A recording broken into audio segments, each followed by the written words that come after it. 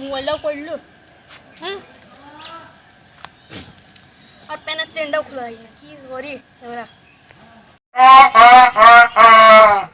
এ নাফিস, তুই বসি মুড়তে যাচ্ছি কেন? বসি মুড়লি তো তোর প্যানেও হয়ে যেতে পারে, তোর কষ্ট হয়েছে, মোবাইলটাও তো পড়ে গেল। তাছাড়া তুই এক কাজ কর, তুই বসি না মুতি দেরি দেরি মোর, তাই তোর ভালো হবে। আর মোবাইলও পড়বি না, এইভাবে কর, ঠিক আছে? ঠিকই তো, আমি দেরি পোশাক করি, আচ্ছা বসে বসে পোশাক করলে প্যানে হয়ে যেতে আমার। হ্যাঁ এইভাবে কর, হি আ আ আ আ। আরে এই ছেলেটা কিনা দেরি দেরি প্রসাব করছে কেন? এটা তো খারাপ কাজ, যাই কি গিয়ে বোঝাইছি। আসসালামু আলাইকুম। ওয়ালাইকুম আসসালাম। আপনি দেরি দেরি প্রসাব করছেন কেন? আমার প্যানের চেন খোলা যাচ্ছে না, আর বসে বসে পোশাক করতে গিয়ে আমার মোবাইলটাও পড়ে গেছে। এই প্যান্টটা পরা ঠিক কাজ না, আপনি অন্য প্যান্ট পরবেন।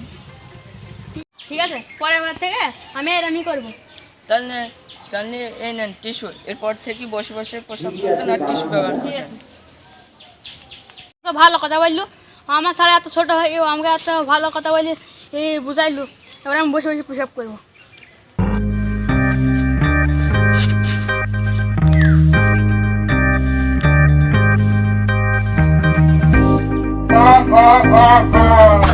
এই, তুই তো তাই ঠিক কাজ করছিস, তোর তো মাথায় বুদ্ধি আছে। এইভাবে কর, এইভাবে করবি, ঠিক আছে? এইভাবে করবি। আ আ ই আ আ আ। আরে এই ছেলেটা এভাবে পেশাব করছে কেন? এটা তো খারাপ কাজ, আমি কি বোঝাই কি? আসসালামু আলাইকুম। ওয়ালাইকুম আসসালাম। আপনি দেরি দেরি পেশাব করছেন কেন? মানে আমার এই প্যান্টের চেনটা তো টাইট, সেজন্য বসে বসে করতে পারছি না। আপনি জানেন না এইসব প্যান্ট পরা খারাপ কাজ? ঠিক আছে, তো আমি পর থেকে তাহলে ঠিক কাজ করবো, এরপর থেকে আমি ঠিক কাজ এই নেন টিস্যু, পেশাব করবেন আর টিস্যু ব্যবহার করবেন। ঠিক আছে। এই তো অনেক ছোট মানুষ, তাও আমাকে ভালো শিক্ষা দিয়ে গেল, আমি তাই করি।